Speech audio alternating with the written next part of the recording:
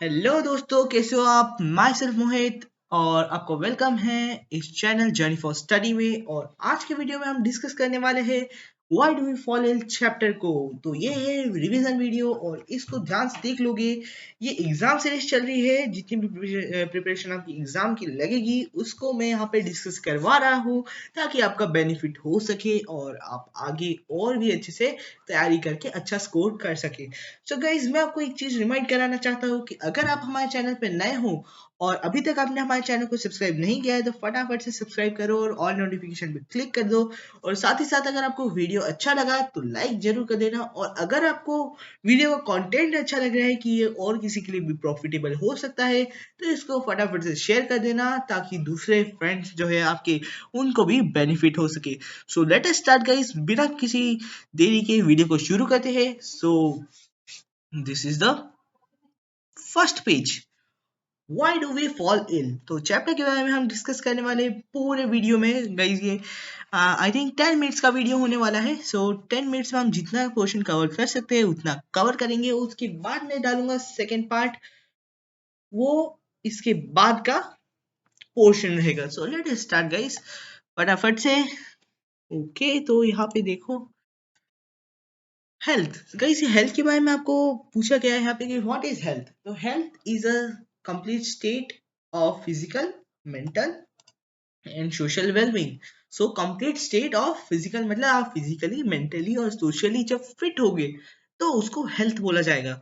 सो यहाँ पे मैं आपके लिए एक पिक देता हूँ गाइस। ये बहुत ही मुझे अच्छा लगा, इसलिए मैंने एक पिक इमेज क्लिप को यहाँ पे डाला हुआ है। और आपको हेल्थ का मतलब समझ में आ ही गया होगा कि हेल्थ मतलब है फिजिकली, मेंटली और सोशली फिट होना।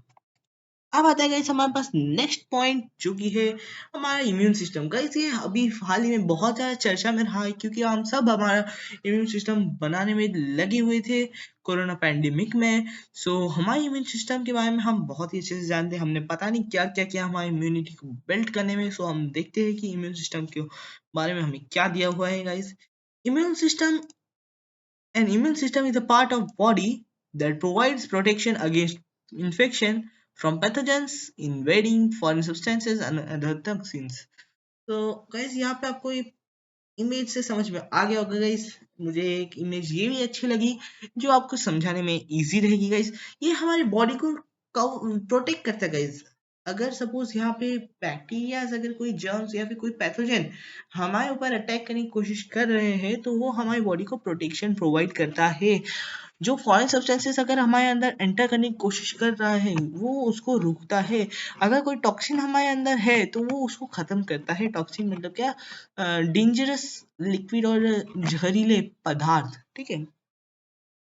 अब आता है इस नेक्स्ट हमारे पास skin and mucous membrane. Skin मतलब तो हम सब जानते हैं, स्किन जो है हमारी अपर लेयर जो है, हमारी जो बॉडी को है ऊपर से कवर करके उसको प्रोटेक्ट करने का काम करती है। और जो म्यूकस मेम्ब्रेन है वो हमारी बॉडी को इनसाइड एक लेयर क्रिएट करके, जो स्किन के नीचे है ना, एक लेयर क्रिएट करके हमारी बॉडी को इंटरनली प्रोटेक्ट करता है। तो गाइस इंग्लिश में आपको अगर पढ़ना है तो यहाँ पे मैंने डिफाइन दिया हुआ है आपको। Skin is a mucus membrane, skin and mucus membrane act as a layer of defence, जैसे कि मैंने आपको बताया।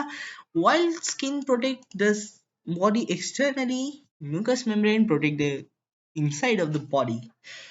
नेक्स्ट आता है गाइस हमारे पास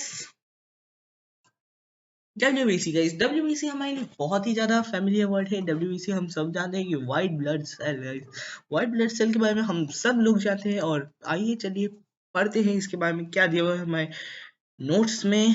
WBC white blood cells are called leucocytes और ल्यूकोसाइट्स। गाइस दोनों में के और सी का जो है फर्क है, बाकी दोनों का मीन एक ही है, आप कंफ्यूज मत होना।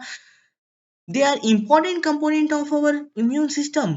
ये हमारे इम्यून सिस्टम का ही एक कंपोनेंट है, उसी का एक पार्ट है। They are present in blood, blood में प्रेजेंट होता है। और कहाँ पे? लम्फ में प्रेजेंट होता है। They function by attacking and kill the pathogen and protect our body free from pathogens and infection. तो आपके लिए एक इमेज मैंने आपके यहाँ पे डाला हुआ है, ताकि आपको समझ में आ जाए। कैसे? ये देखो, आपको यहाँ पे बहुत सारे बॉडीगार्ड्स टाइप दिख रहे होंगे। गाइस ये बॉडीगार्ड्स काम क्या करते हैं? ये बॉडीगार्ड्स एक पर्सन को प्रोटेक्ट करते हैं, वैसा ही एक काम डब्ल्यूबीसी का भी है। डब्ल्यूबीसी भी हमारी बॉडी को प्रोटेक्ट करता है। ये लोग एक पर्टिकुलर पर्सन की बॉडी को प्रोटेक्ट करते हैं। ये भी हमारी बॉडी को प्रोटेक्ट करने का ही काम करता है। इसमें देखो ये हमें पैथोजेंस पैथोजेंस के ऊपर अटैक करके उनको मार डालता है, जिससे हमारी बॉडी फ्री हो जाती है पैथोजेंस और इन्फेक्शन से। ये किसी भी तरीके की इन्फेक्शन को हमारी बॉडी में नहीं रहने देता है, जितना जल्दी हो सके उसको खत्म करने की कोशिश करता है।